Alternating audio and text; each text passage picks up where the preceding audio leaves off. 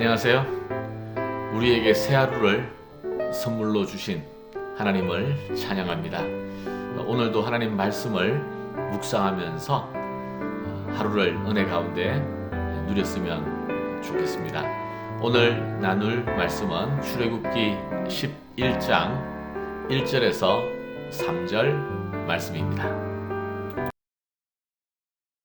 제 11장.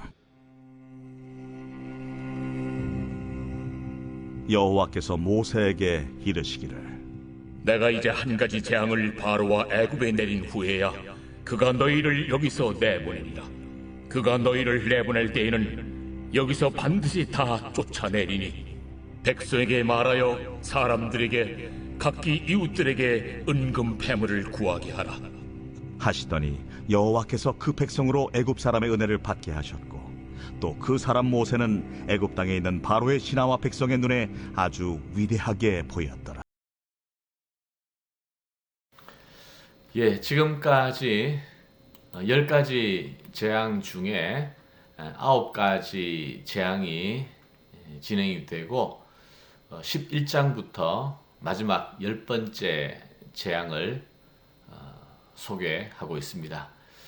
바로는 9가지의 재앙을 통해서 하나님의 살아계심과 또 그분의 능력을 분명히 보았습니다. 하지만 하나님 말씀에 승복하지는 않죠. 이것은 얼마나 애굽에서 신과 같은 존재로 군림해온 바로가 교만한 존재인지를 분명히 보여주고 있습니다.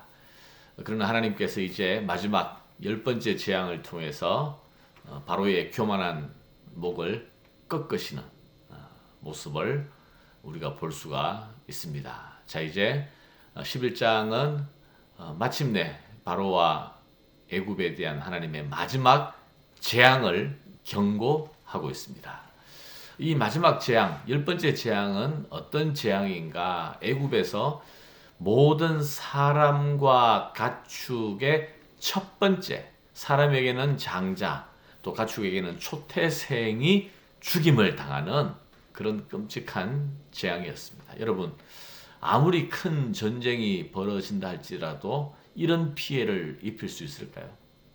모든 가정에 또 모든 짐승의 첫 번째 소생을 다 죽이는, 더욱이 고대 사회에 있어서 장자가 어떤 존재인지를 우리가 잘 기억한다면 이 재앙이 미치는 파급 효과는 실로 어마어마했을 것입니다. 그래서 이 재앙으로 인해서 애굽 온 땅에 전무후무한 부르짖음과 곡성이 있을 것이다 라고 6절에서 말씀하고 있습니다. 자, 그런데 오늘 본문을 보면요, 지금까지 9번째의 재앙과 다른 10번째 재앙에서 참으로 놀랍고 희한한 일들이 일어날 것을 말씀하고 있어요. 3가지 놀랍고 희한한 일이 일어납니다.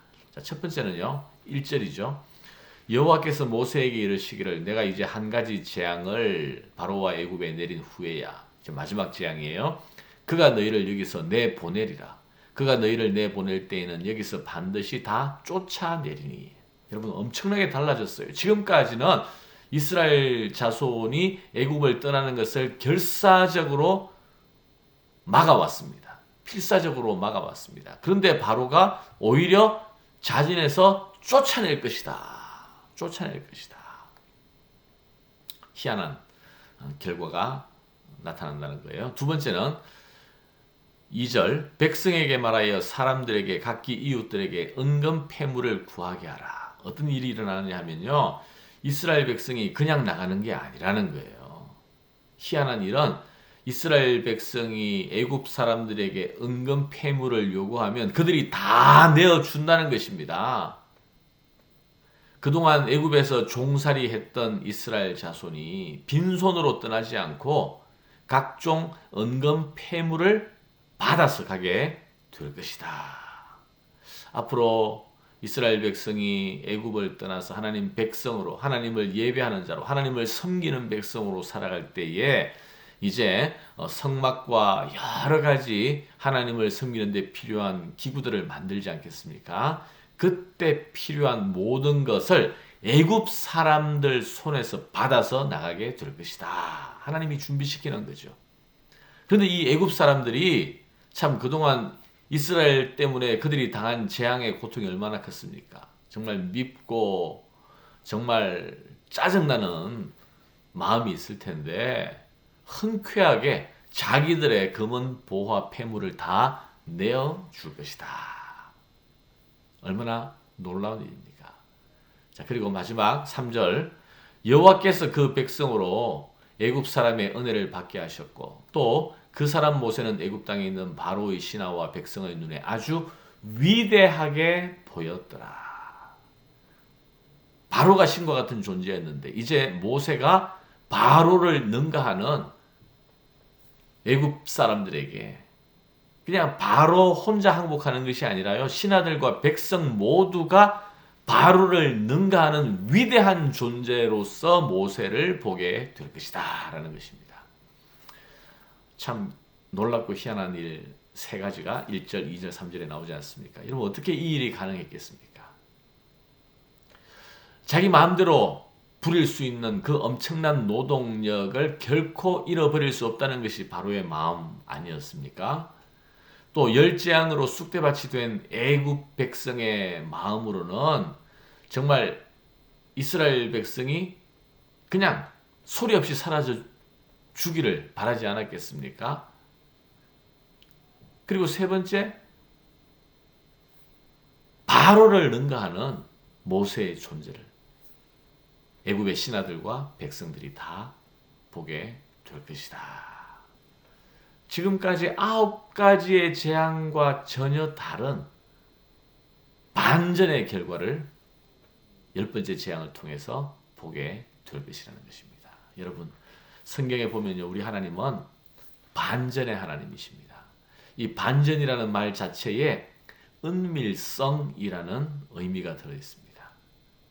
반전의 사건이 일어나기 전까지는 알 수가 없다는 거죠. 여러분, 하나님은 은밀하게 일하십니다. 은밀한 가운데 사람의 마음을 움직이시고 또 우리가 예측할 수 없는 결과를 보게 하십니다. 우리는 그렇게 일하시는 하나님을 보면서 은혜, 그 하나님의 일을 은혜라고 부릅니다. 창세기에서 감옥에 있던 요셉이 단숨에 애굽의 국무총리가 되었어요. 바로 반전의 하나님께서 하신 일 아니겠습니까? 강경했던 바로가 결국 이스라엘 백성의 출애굽을 허락하고 만 것. 반전의 하나님. 이 10번째 재앙이 그 반전의 하나님을 보여주고 있습니다. 바벨론 포로로 살아가던 이스라엘 백성. 그들은 아무것도 할 수가 없었습니다. 그런데 어느 날 고향으로 돌아가는 고레스 칙령이 내려졌습니다. 상상할 수 없었던, 기대하지 못했던 일들이지만 결국 하나님께서 정하신 때에 그 일이 일어났고 바로 반전의 은혜, 하나님이 행하신 반전의 은혜였습니다. 물론 이런 예상하지 못하는 반전의 사건을 우리가 흔하게 경험할 수 있는 것은 아니죠. 은밀함 가운데서 일하시는 하나님께서 우리의 삶 가운데 이런 반전의 사건, 반전의 은혜를 주시기를 여러분 우리는 기대해야 합니다. 저는 저와 여러분의 생애 가운데서 하나님께서 반전의 은혜로 우리의 삶에 나타나 주시기를 원합니다. 그러나 그렇지 않다 할지라도 우리가 분명히 기대하고 믿을 수 있는 것은요, 예수님께서 다시 오시는 날, 그날 하나님께서 세상 가운데 펼치실 놀라운 반전의 사건을 온 세상 사람들이, 우리뿐만이 아니라 온 세상 사람들이 보게 될 것이라는 사실입니다. 우리의 생애 가운데 또 이 땅에 반전의 하나님께서 반전의 은혜를 주시기를 간구합니다. 기도하겠습니다. 하나님 감사합니다.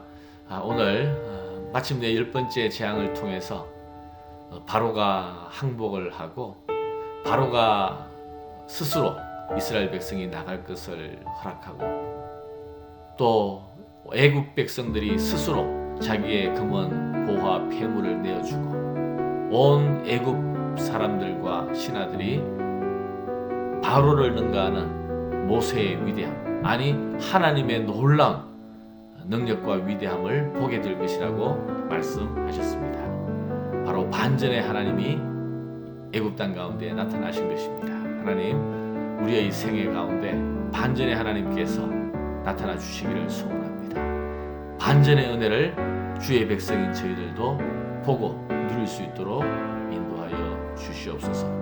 오늘도 우리가 행한 일, 그 모든 일을 능가하는 하나님의 일을 우리의 삶 가운데 나타내어 주시옵소서. 예수님 이름으로 기도하옵나이다. 아멘.